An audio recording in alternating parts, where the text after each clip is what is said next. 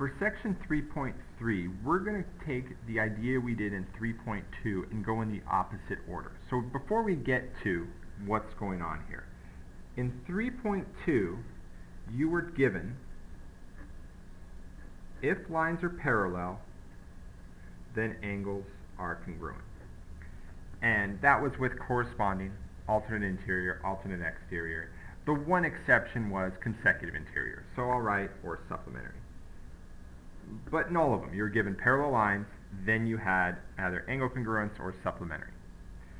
In 3.3, you're going to go in a different order. You're going to have if angles are congruent, or you have congruent angles, then you have parallel lines. Again, realize we're also talking supplementary would also work. But it's the approach I want you to see the difference in.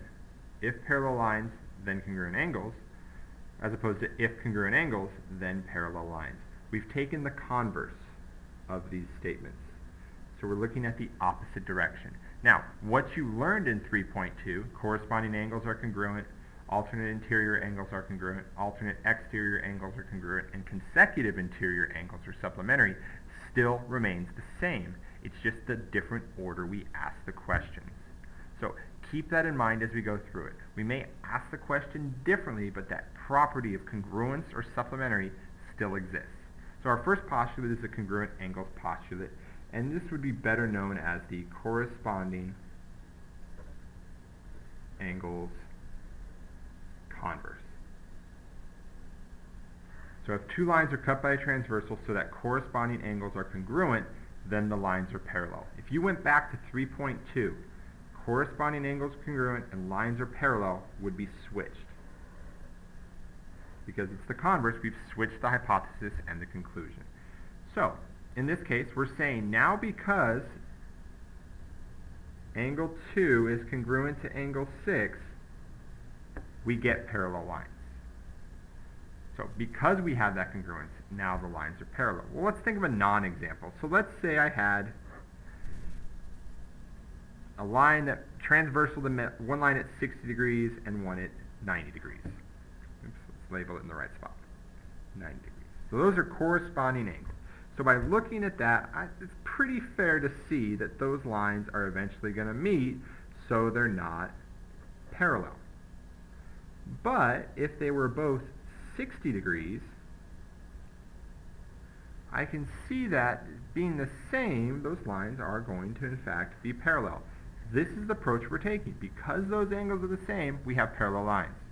If they weren't the same, they wouldn't be parallel. So, that's our first one, corresponding angles converse. Leads to our next one, alternate interior angles converse. So if two lines are cut by a transversal so that alternate interior angles are congruent, then the lines are parallel. If angle 4 is congruent to angle 5, then J is parallel to K. A non-example, this one's 60, this one's 90. Again, I see that they're going to meet. We don't want that. We want them to be the same. We want them both to be 60 in that specific case. So we're going to prove this. And the proofs you're going to notice are in the opposite order of what we did in section 2, but they follow very similar in the properties that we use. So I have 4 is congruent to 5. I want to show that J is parallel to K. Now, 4 is congruent to 5. What else we know from the diagram? We know that 1 is congruent to 4. And that's because they're vertical angles. Looking at just this, not sure how to make that connection yet, but looking at just this, 4 is congruent to 5, 1 is congruent to 4. Well, they both have 4 in them, so we could say angle 1 is congruent to angle 5, and that is by the transitive property. So now we've arrived at 1 congruent to 5. We want to say lines are parallel. We have to pull in past information we've talked about. If we go back, we said, corresponding angles converse. If they're corresponding, are congruent, then the lines are parallel. That's what we have here. 1 and 5 are corresponding, so our reason is that corresponding angles converse. Now, maybe a way to help see this one is I did that example a moment ago where I had 60. So let's say we started with 60 and 60 there. These, we were given that, we write 60. But what I said is, oh, vertical angles, which means that's also 60. And now that I have these 60s here, these are both the same. That means we'll have parallel lines. That's kind of a thought process we went through for it. Okay, so that's corresponding and alternate interior. Our next one would be alternate exterior. So if two lines are cut by a transversal so that alternate exterior angles are congruent, then the lines are parallel. Follows same idea. If angle 1 is congruent to angle 8, then J is parallel to K. We could do this proof by saying, put an angle 5 in there. We're given 1 is congruent to 8. If 1 is congruent to 8, we also know that 1 is congruent, try again, 5 is congruent to 8 because they're vertical. By transitive property,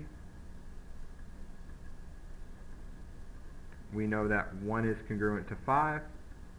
And since 1 and 5 are corresponding, we can use the corresponding angles converse to say that J is parallel to K. So those are our three congruent ones. The one that's left is our consecutive interior angles, and if we remember that one from 3.2, we now look at supplementals or supplementary.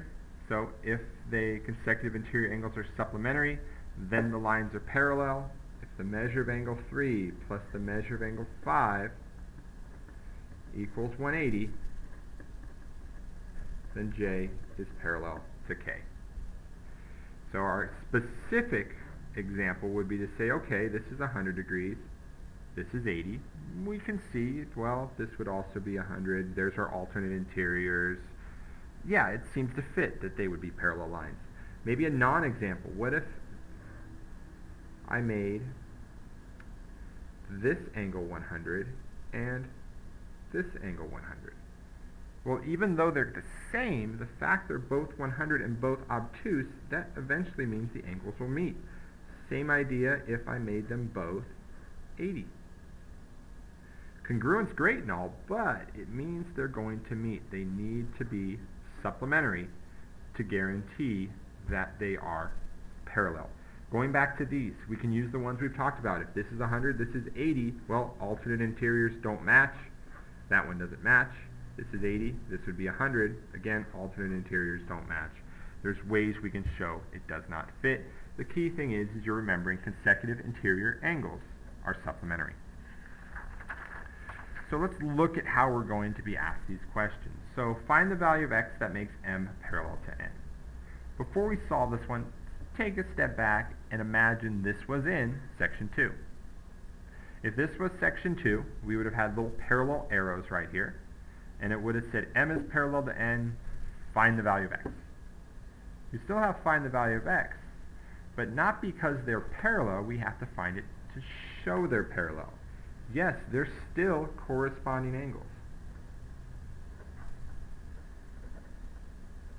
But now we have to show that they're equal, or what value works to make them parallel, as opposed to saying they're parallel, find the value. The hint is, you're going to solve it the same way. They're equal. 135 equals 2x plus 15. 120 equals 2x, so x equals 60. Our answer to the question is if x equals 60, then they're parallel. Because if I plug 60 into here, I get 120 plus 115, which is 135. Now our corresponding angles are the same. Their measures are the same, so the angles are congruent. The lines are parallel. So it's the same idea, it's just a different approach to where we're asked the question. We go to our second one there. Can you prove that lines A and B are parallel? Well, I have this angle out here, and if I found the total of these, I could maybe suggest that I have alternate exterior angles. If I add 66 and 48, I get 114. Are my alternate exterior angles congruent? Yeah. So we could say alternate exterior angles are congruent. Therefore, A is parallel to B. They match. We're good. Now, imagine this didn't add up to equal 114. If it didn't, let's say it was 112. They're not parallel. We don't have enough. It doesn't fit. Okay, there's one last theorem here, and that's the transitive property of parallel lines. It says if two lines are parallel to the same line, then they're parallel to each other.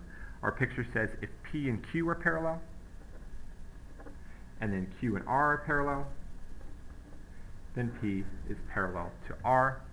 A good example of that is to look at your lined paper. In your lined paper, your first two lines are parallel. The second and third lines are parallel. The third and fourth lines are parallel. So you can go 2 by 2 and match them all up, but in the end, they're all parallel. So that transitive property shows up again, and we do get our parallel lines apply in that form.